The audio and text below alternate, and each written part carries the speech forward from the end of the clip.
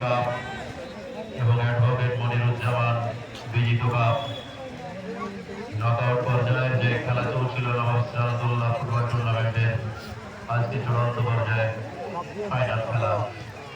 দুই দল অংশগ্রহণ করেছে, কানায় কানায় দর্শক উপচে পড়েছে। দুর্দান্ত খেলা।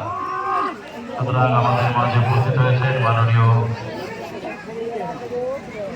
সমষ্টি উন্নয়ন আধিকারিক কৃষ্ণ নির্মাল্য ভট্টাচার্য, রায়নগর ২ পঞ্চায়েত সমিতি।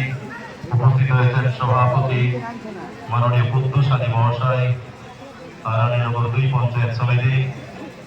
উপস্থিত হয়েছেন মাননীয় মেহবুব মুর্শিদ সাহেব, সদস্য মুর্শিদাবাদ জেলা পরিষদ। হচ্ছেন মান্নাফ আলী প্রধান